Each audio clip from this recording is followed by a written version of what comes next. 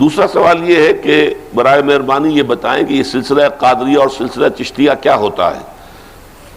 اصل میں دیکھیے، یہ تصوف کے سلاسل جو ہیں کہ انسان کے اندر اخلاص پیدا کرنے کے لیے اور اللہ تعالیٰ کے ساتھ ایک روحانی ربط اور تعلق قائم کرنے کے لیے کچھ ذکر کے طریقے ایجاد کیے گئے، اور جو سب مانتے ہیں وہ مسنون نہیں ہے، بلکہ یہ کہ حضور کا جو اس موضوع پر میرا کتابچہ ہے کہ مروجہ تصوف یا سلوک محمدی، حضور کا طریقہ کچھ اور تھا، اصلاح کا، تزکیے کا اور اللہ کے قرب حاصل کرنے کا، لیکن بعض وجوہات کی وجہ سے پھر جب دور ملوکیت شروع ہو گیا تو پھر وہ راستہ جو ہے وہ بند ہو گیا۔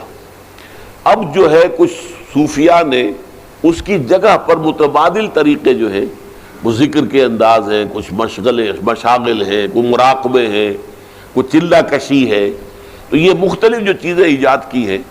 اب ان میں سے ظاہر بات ہے کہ ہر شخص جو صاحب ہمت تھا اس نے اپنے طور پر ایک نظام وضع کر دیا۔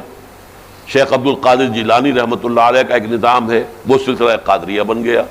جو اس راستے پر چلے اسی کے مطابق ذکر، اسی کے مطابق سلوک طے کر رہے ہیں، اسی کے مطابق مراحل طے ہو رہے ہیں۔ بہاؤالدین نقشبند تھے تو ان کا سلسلہ نقشبندیہ ہو گیا، سہروردیہ ہو گیا۔ تو جیسے ہمارے ہاں فقہ ہیں، فقہ حنفی، فقہ مالکی، یہ اسلام کا جو قانونی نظام ہے اس کے ضمن میں امام ابو حنیفہ کی آراء، ان کے شاگردوں کی آراء، وہ ایک مسئلہ بن گیا، مسلک بن گیا، وہ فقہ حنفی بن گئی۔ امام شافعی بہت بڑے عالم ہیں، بہت بڑے فقیہ ہیں، ان کی آراء، ان کے اجتہادات ایک دوسری فقہ بن گئی۔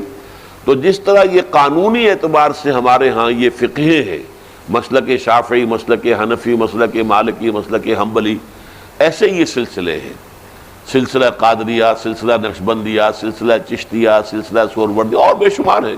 یہ صرف چار ہی نہیں ہے، زیادہ طور پر عام طور پر چار مشہور ہیں۔